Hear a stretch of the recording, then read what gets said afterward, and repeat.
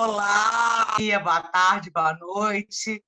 Não importa qual hora você esteja vendo ou ouvindo esse bate-papo, esse é o nosso podcast Pode Pôr para Quebrar.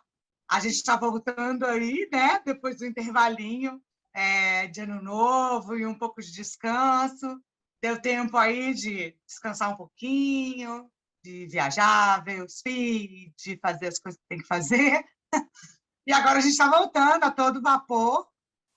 Hoje vai ser o nosso primeiro podcast com um tema localizado, um tema aqui do DF, um tema muito importante, que são as privatizações que estão nos planos do governo do Distrito Federal e como essa política de privatização é uma política nefasta, né? A gente está vendo que a privatização da SEB com a venda da SEB, que era a Companhia Energética do DF, de Brasília, que foi vendida para a Neoenergia, como tem sido um caos. Os preços dispararam nas tarifas de energia elétrica e o serviço muito ruim, picos de energia, geladeiras pifando, TVs queimando, porque tem pico de energia em quase todos os dias em alguns lugares da cidade. Quando chove, então, e aqui em Brasília, para quem não é de Brasília, vou explicar para vocês, aqui em Brasília tem um período longo de chuva, depois um período longo de seca, e a gente está no período de chuvas, deu uma estiadinha por um tempo agora, mas a gente teve muita chuva em dezembro e no começo de janeiro, e um caos a energia elétrica, né? Mas eles querem privatizar tudo. A gente vem de uma cultura aqui no Distrito Federal que é uma cultura muito coronelista, uma cultura muito fundamentada em cima de uma figura que foi muito importante na história do Distrito Federal, por bem e por mal, que foi o senhor Joaquim Roriz, que foi governador por várias vezes, desde a época da ditadura, onde ele foi governador biônico do Distrito Federal, e Roriz fazia de tudo que vocês podem imaginar, mas ele não privatizava. A privatização não estava na agenda do Distrito Federal, em todo o período de Joaquim Roriz, e nos intervalos onde tivemos o PT à frente do Distrito Federal, né? Com Cristóvão Buarque e Agnello Queiroz também não tinha essa discussão de privatização. Porém, Arruda, nesse intervalo, tivemos o governo Arruda, que abriu, não falava de privatização, mas abriu o caminho para isso, e aí depois veio o caos, né? Com Rodrigo Hollenberg e o senhor Ibanez, que a gente pode chamar de Inganês, em alguns momentos, que é um governador que governa para o Piauí, anda mais lá do que aqui, ou então em festinhas ali no Triângulo Mineiro, grandes festas, assim, bem animadas, pelo que a gente ouve falar. E ele governa para o Piauí, faz festinha em Minas Gerais e faz viadutos, muitos viadutos complexos, né? Que a gente já não consegue mais andar pela cidade sem se perder, né? A casa da minha irmã pega a parte aí de uma grande obra viária que ele fez, que inclusive chama Complexo Viário Joaquim Roriz, né? A casa da minha irmã, eu pego esse complexo, toda vez que eu vou na casa da minha irmã, eu me perco, porque ele fez um troço que é tanta entrada, tantas voltas, né? Que ninguém entende e que parece bem um esquema. Desculpa, não estou querendo fazer nenhuma acusação aqui sem provas, mas parece até um esquema assim de lavanderia. Mas vamos lá. Hoje a gente quer conversar sobre uma privatização em especial, que é do CAV, que é um complexo esportivo numa cidade aqui chamada Guará. E hoje a gente está aqui com o Afonso, que é do Coletivação e que é do Guará. Então, conhece mais isso do que ninguém, né? E Afonso é presidente do PT do Guará mora no Guará há alguns anos já, e está junto com a gente na construção da nossa pré-candidatura. Bom dia, Afonso, tudo bem? Bom dia, é uma satisfação aqui estar participando desse podcast, né? Pode pôr para quebrar, e falando de um assunto assim que diz respeito não só ao Guará, né? Mas à gestão pública, né? Por parte desses governos neoliberais, né? E nós aqui do Guará acabamos pagando um preço, né, pela proximidade com o plano piloto, né, a valorização imobiliária, e acaba crescendo o olho, né, desses aventureiros aí que vão atrás do patrimônio público, né, para fazer exploração econômica e se beneficiar, né, com altas taxas de lucros e, enfim, engordar suas contas bancárias, né? Então, a privatização, a concessão do Guará, que tem um recorte bastante criminoso, né, do ponto de vista da gestão pública, mas tem um crime que precede, né, que é o abandono do complexo esportivo. Então, é uma estratégia. Né? Você Qual era a abandona, sucateia. estrutura? Qual era a estrutura do complexo? Qual é o potencial que ele tinha antes de começar todo esse sucateamento? O CAV ele é bastante amplo, né? Ele envolve não só a parte de esporte, mas a própria sede da administração do Guará, a feira, né? A Casa da Cultura, o Centro de Convivência do Idoso. Né? Então, o foco, né, dessa privatização é o estádio, né, de futebol, Antônio Ottoni Filho, o ginásio de esporte e o Clube Unidade Vizinhança. Aqui em Brasília, a gente tem essa cultura, né, que veio desde a fundação, né, por Lúcio Costa, Niemeyer, né, de criar clubes Unidade Vizinhança, né? E aqui no Guará também derivou para isso, né? Então, basicamente assim, aproximadamente 10 hectares, esses 3 equipamentos públicos, né? Só que o pré-edital, né, da concessão, da privatização, fala em abarcar áreas adjacentes, né? Daí que há uma preocupação muito grande, tanto dos nossos companheiros e companheiras da área cultural aqui, né? Que isso vai atingir o Teatro de Arena, que fica atrás da Casa da Cultura, né? Porque essa expressão adjacências, né? Áreas adjacentes, ele não tem limite. Né? E certamente pode rebater até na Feira do Guará, que se não rebater do ponto de vista geográfico, vai rebater do ponto de vista econômico também, né? Porque esse empreendimento aí, eles vão mexer com a área gastronômica, vai ter comércio. Então, é um projeto assim, que visa... Assim, os interesses são inconfessáveis. Né?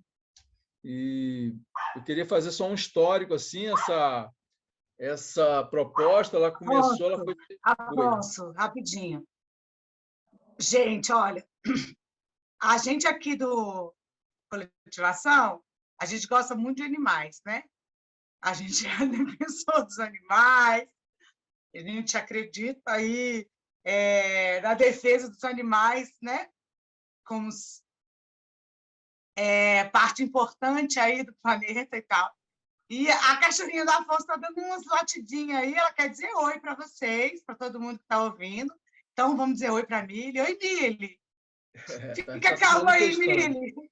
Está se manifestando aqui. Continua contando a história, Afonso, só para o pessoal conhecer aí o latidinho da Mili. Então, o estádio, né, de futebol, né, o Antônio Ottoni Filho, ele sempre foi utilizado pelos times aqui do Guará, né, o calendário da Federação de Futebol de Brasília, etc. Né? Isso aí já tem 40 anos, mais de 40 anos, né, que existe o estádio, esse complexo aí foi ao longo dessas 40 décadas aí funcionando, dessas 4 décadas, desculpa, né, funcionando.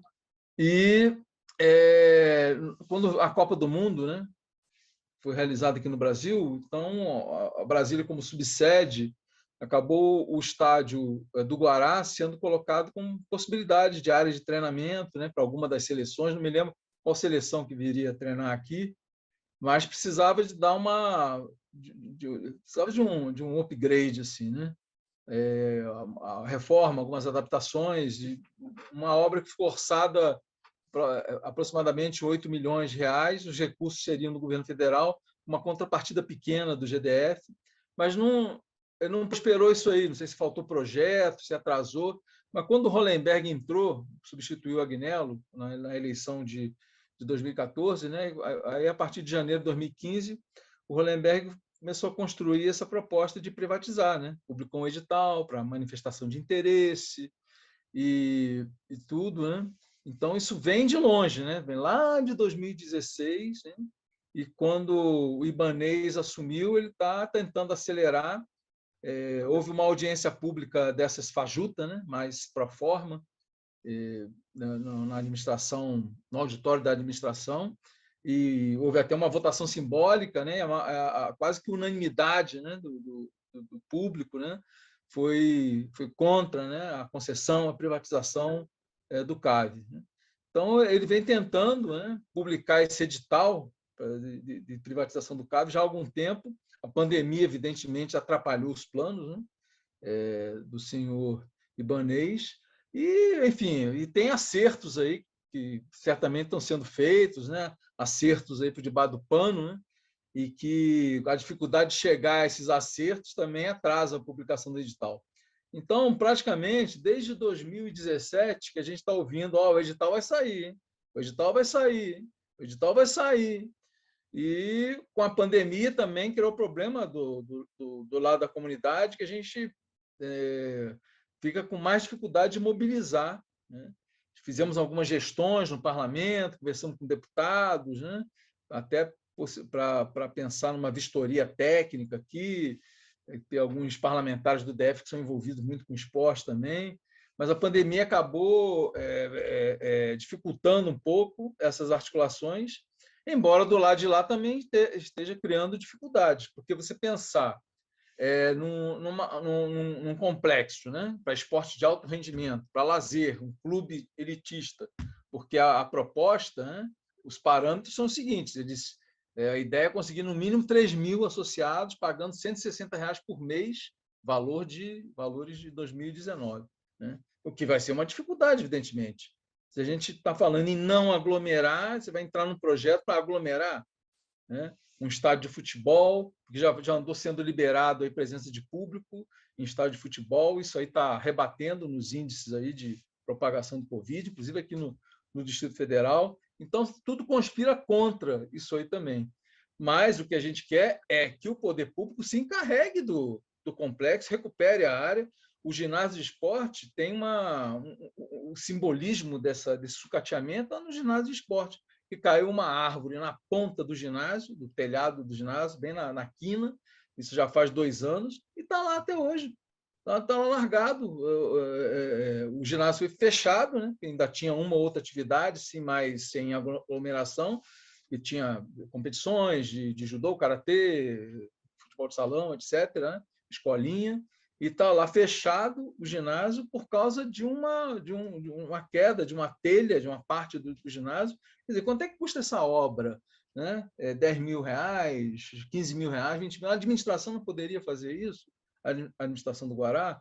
Mas é isso. Então, esse projeto, esse edital aí, tem objetivos por trás que a gente não sabe, mas muita ganância financeira, né? E a comunidade não vai ganhar nada com isso, nem do Guará, nem das áreas aqui adjacentes, estrutural, e todo o público que poderia frequentar um equipamento público para cuidar da saúde, para a prática de esporte, para a sociabilização de crianças, etc. Né? Porque essa visão, existe um pretendente, aparentemente, né, para constituir o consórcio, né, que é o presidente do o Real Brasília, né, que quer tomar conta aqui, que quer receber o CAV de presente, né, para alavancar aí seus lucros, seus ganhos financeiros. Né? Então, ele trabalha com a visão desse pessoal. De esporte elitista, né? o esporte de alto rendimento, que é uma coisa muito meritocrática, porque a gente trabalha com o conceito de esporte social, né? Esporte, quer dizer, um ou outro vai para o alto rendimento, mas a maioria tem que a questão da integração, da saúde, da sociabilização, jovens, adolescentes, etc., né? Que o conceito de alto rendimento está fora disso aí, né? Isso aí é mais meritocracia, é um ou outro, né? O Renier, que mora aqui no Guará, foi jogar no Flamengo, o outro, como Thiago, que foi para o Vasco, né? Esse Endrit, agora que é de Brasília também, que está despontando aí no Palmeiras, esse é um ou outro, né? Isso aí é igual a Mega Sena, né? Um ou outro que ganha. Quer dizer, isso aí não contempla, né? Assim, a necessidade de inclusão, né? Através do esporte, né? Então, essa é uma visão que a gente defende. Isso aí tem que ser o poder público que tem que fazer isso, e não um empresário, né? Que vai cuidar da sua planilha de lucros. Então, Afonso, eu queria bater uma bola com você um pouco sobre esse conceito geral de privatização, né? Eu acho que tem muita gente que ingenuamente, às vezes, acha que seria bom privatizar, porque aí o governo não gasta dinheiro com isso, aí a gente faz uma parceria com as empresas e tal, e tal. Mas essa visão é uma visão romântica e ingênua que a gente tem em alguns momentos. Eu vejo que tem muita gente interessante e tal que confunde essa questão, assim, porque acha que, em tese, uma privatização pode ser uma coisa boa, né? Mas, por trás desse conceito de privatização, a gente sabe que tem um conceito que é retirar a obrigação dos estados, do Estado, e colocar a responsabilidade de gestão na mão do empresário, que, em tese, precisa lucrar. O empresário precisa lucrar. Isso não significa que o empresário é um vilão. Isso significa que ele está fazendo o que ele tem que fazer, né? Ele tem que lucrar. Então, se tira uma questão do Estado para colocar na mão de uma classe que precisa lucrar. E o Estado, que teria que prover as condições da população básicas, deixa de ter que prover. Então, a condição básica do bem viver, né? A educação de qualidade, uma saúde de qualidade,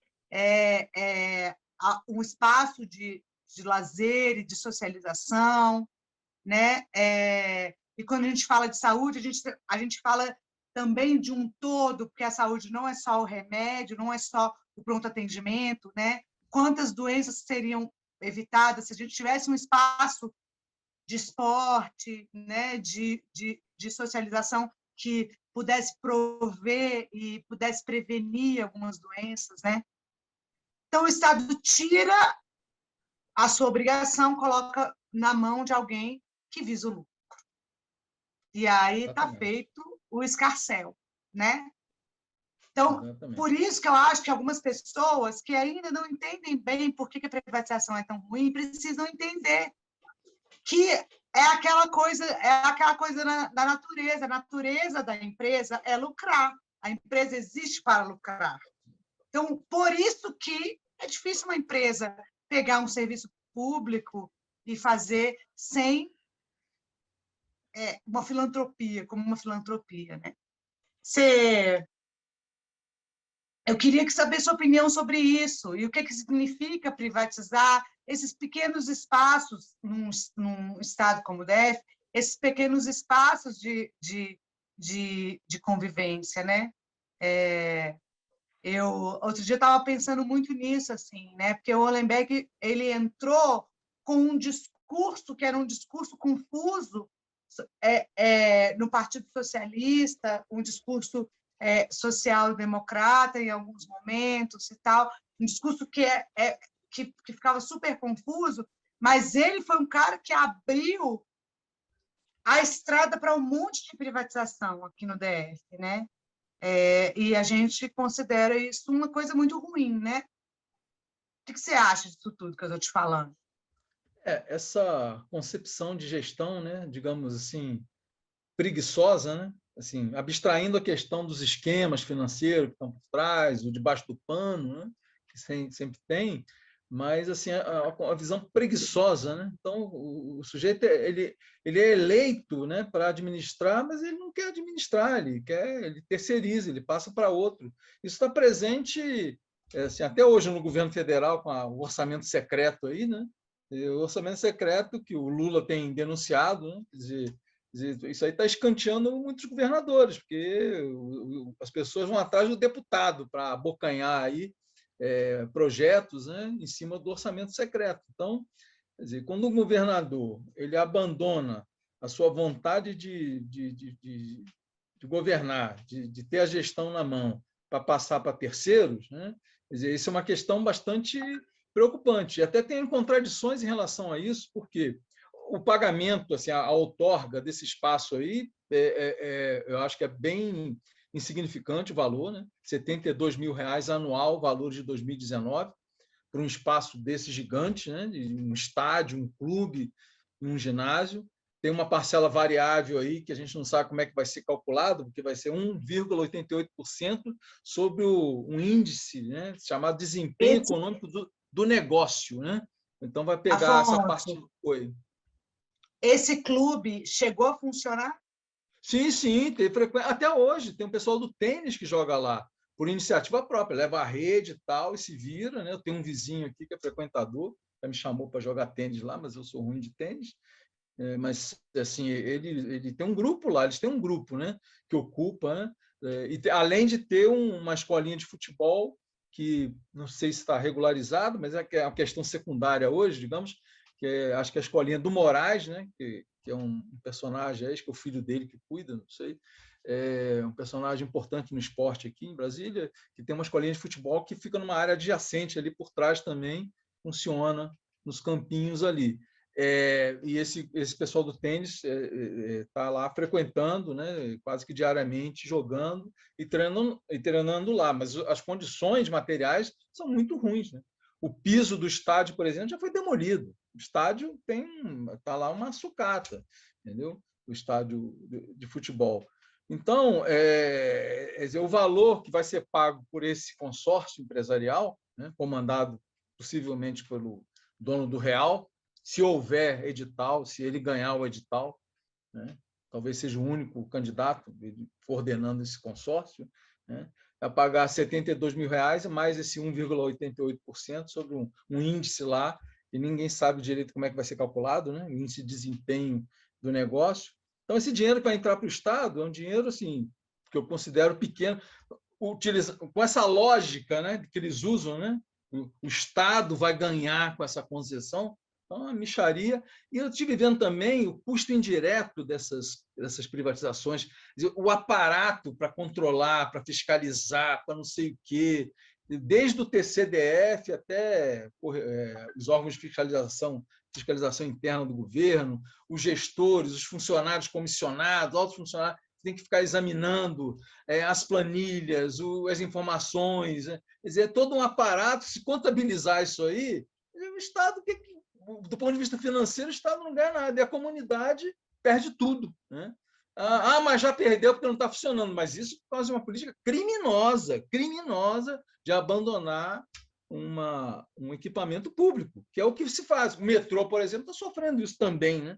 Porque fizeram isso com os hospitais antes do IGES. Exato. Eleger o enganês, se reeleger o enganês, é como assinar um cheque em branco para sair privatizando e concedendo. É isso que a população tem que abrir o olho. E aqui no Guará a gente tem um deputado que é vinculado, né, ao enganês, que é um deputado também que, tipo um Odorico Paraguaçu, né, fica inventando um monte de coisa aqui para se credenciar.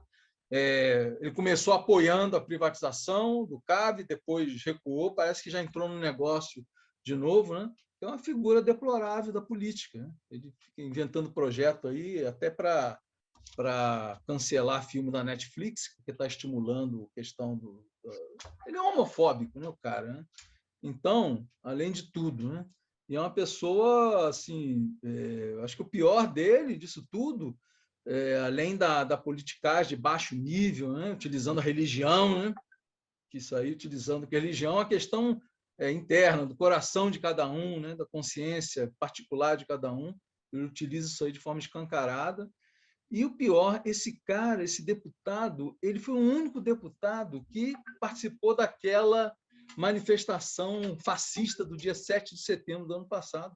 O único deputado distrital que desceu lá para a Esplanada, que foi uma tentativa de autogolpe, né, do presidente nominável, né, uma tentativa que fracassou, e esse deputado estava lá. Então, ainda tem esse problema, o Guará, né?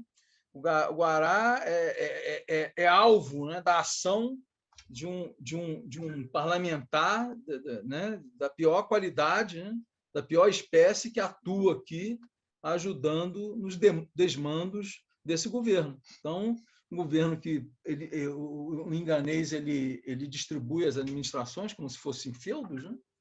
E o feudo aqui do Guará é desse deputado, né, que tem essa conduta deplorável, né?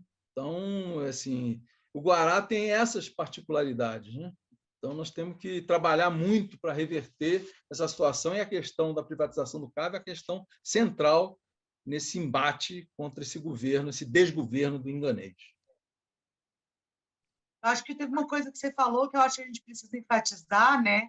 Que essa conduta de sucatear para justificar uma privatização é uma conduta criminosa, né? Assim, você está dilapidando patrimônio público, né? Assim, isso e essa vai assim das coisas mais básicas, das coisas mais sofisticadas, né? Assim, no cúmulo de deixar um hospital sem máquina de tomografia para poder justificar, olha, o governo não tem como comprar máquina de tomografia, então vamos privatizar para uma empresa comprar, né? Assim, coisas muito é uma conduta muito criminosa essa mesmo, né? E a população do Guará é uma população, porque aqui no Distrito Federal a gente está vivendo um processo de empobrecimento muito acelerado, né? Assim, o índice de desemprego muito alto, porque a nossa população é uma população que vive em volta do serviço público, né? Muitos anos sem concurso e tudo muito desfinanciado, né? Então, uma população com empobrecimento constante, né? Então, à primeira vista, a classe média pode dizer, pô, R$ 160 por mês não é caro, né? Não vai pesar no bolso, mas a gente sabe o que é isso, porque daqui a algum tempo, se continuar esse empobrecimento acelerado que está tendo, R$ 160 vai virar uma fortuna, né? E para uma população mais empobrecida, que com certeza vive no Guará também, em alguns lugares, né, no estado do Guará, e nas adjacentes, R$ 160 é dinheiro para caramba, né? Então, assim, é isso mesmo, assim, não vai ter nenhum espaço de lazer e de convivência que a gente não precise pagar para usar. O Distrito Federal vai arrumar para isso, né? O que isso significa na vida das pessoas, né? A gente o precedente aí da privatização do complexo do Mané Garrincha, né? Que acabou que está numa crise por causa da pandemia, né? Mas foi um grupo holandês, né, que se apropriou ali e demolindo ginásios, né, áreas do E complexo. tinha o Defer, lembra? Quando a gente era mais jovem, tinha o Defer. Que era uma política pública. Todo mundo fazia natação lá, né? E tal. Exatamente. Então, eles ficam, esses especuladores, né, eles ficam procurando áreas, filés, né, o filé, né, para poder botar a mão, né? O complexo Maria Garrincha, eu acho que está vendo uma crise ali, porque ali é uma área do GDF, né? Poderia ser utilizado de maneira alternativa, em vez de ficar alugando prédio, né? Aluguel também é outro esquema, né? Que rola por debaixo do pano, alugando prédios caríssimos aí, né? Alugando de amigos, né? Ocupar lá o Mané Garrincha, enfim, todo aquele espaço público para abrigar as áreas, né, administrativas, né, as áreas, as repartições, né, digamos, do governo do Distrito Federal. Então, o CAV está vivendo isso aí também, porque o Guará virou área nobre, tem status de cidade de classe média, o que é uma visão um pouco parcial, porque aqui nós temos um público que está no cadastro único também, né? Que são assim, um público, assim, dados de mais de 5 anos atrás, né? Tinham 10 mil pessoas aqui que estavam no cadastro único aqui da Secretaria de Desenvolvimento Social, né? E nós temos trabalhadores aqui, né, que trabalham no setor de oficinas, uma área assim bastante dinâmica ali da 40, polo de modas, né, que vêm de outras cidades também, que seriam usuários também, além da população que reside aqui, né, a população mais carente, a menos carente, tem os trabalhadores que vêm de outras regiões, né, que usam o transporte o público, metrô, ônibus, que vem para cá, que seriam também um público para a utilização do equipamento esportivo, né? Então, assim, já que estamos no ano eleitoral, não sei quantos minutos a gente tem mais, mas vamos falar um pouquinho disso, estamos no ano eleitoral, nós temos que colocar essa questão das privatizações, das concessões, no centro da discussão, do debate entre os candidatos, né, a cargo majoritário, governador, senador e deputado federal e distrital. Temos o Magela, que é pré-candidato, que é um dos pré-candidatos do PT, que já se comprometeu a reverter essas concessões, inclusive a do CAV, né? Então, assim, é um aviso para os aventureiros, né? Vai participar da licitação, mas já tem candidato a governador aí já se comprometendo a cancelar o processo. Porque não é difícil achar irregularidade nisso aí, não. Né? Não é difícil, basta ter vontade política. Já tem governador se comprometendo. O valor, obviamente, tem problema. É o valor irrisório, né, da outorga. Então, já tem governador comprometido com um cancelamento, com a reversão da concessão da privatização. Então, isso é um alerta que se tem que fazer também, né? E a gente continuar no trabalho aqui de mobilização, de informação, porque o Guará tem uma população que mora aqui há pouco tempo, que teve um crescimento assim muito grande, né? De prédios, de arranha-céus aqui em determinada época, aumentou muito a população, uma população que tem pouco tempo de Guará, que está se ambientando ainda, conhecendo as alternativas, os equipamentos públicos, etc., né? E a gente tem que fazer essa denúncia, porque as políticas públicas elas têm que ser universalizadas, né? É privatizar um espaço público para oferir lucros, né, gigantescos para o consórcio proprietário e alijar a maioria da população, né? Então, nós temos que trabalhar com esse conceito de esporte social, esporte comunitário, e o próprio GDF fazer investimento direto, né, para recuperar as áreas degradadas, né, que nós estamos pensando em milhão, né? Alguns R$ 1.000 já dá para fazer bastante coisa, né? Numa visão de ocupação do espaço, num conceito de esporte comunitário e social. Gente, antes da gente terminar, eu vou pedir para vocês um favorzinho. Vocês que estão vendo a gente, que estão escutando, curte aí, comenta, compartilha, ajuda a gente a espalhar aí conteúdo de qualidade e a nossa ideia de que sempre 1 mais 1 é mais que 2, né? Porque trabalhando coletivamente, organizando a população, organizando as ideias, organizando as pessoas, a gente tem um ganho, um grande salto de qualidade, né? Na vida da comunidade e na política do Distrito Federal e do Brasil todo. Então, curte a gente, se inscreve no nosso canal, curte aí no Spotify, segue a gente aí no Spotify. Também procura a gente nos nossos canais, a gente tem no Instagram, Coletivação PT, no Facebook, Coletivação, no Twitter, Coletivação PT, estamos aí, em vários lugares, temos nosso site, www.coletivacal, né, sem os tios aí, .com.br, e a gente está aí, tentando fazer o melhor conteúdo possível. Se você tem alguma sugestão, pode mandar para a gente também, que a gente acata sugestões aqui. E queria terminar, né, agradecendo a Afonso por esse tanto de informação que ele trouxe e o bate-papo. e dizendo assim que é bom parar e refletir sobre o que significa privatizar, né? Se a gente está dizendo que a gente precisa ter serviços de qualidade, a gente precisa ter um Estado firme, pulsante, que se comprometa com as questões básicas da população, né? Depois a gente pode até mais conversar um pouco mais sobre isso num outro podcast, sobre o que significa isso, né? A política de Estado e tal. Mas fica para outro papo. Então, para terminar, um bom dia para você, boa tarde, boa noite, não importa que hora você esteja vendo ou ouvindo isso. Muito obrigada, Afonso. Beijo. Bom dia, boa tarde, boa noite a todos e todas.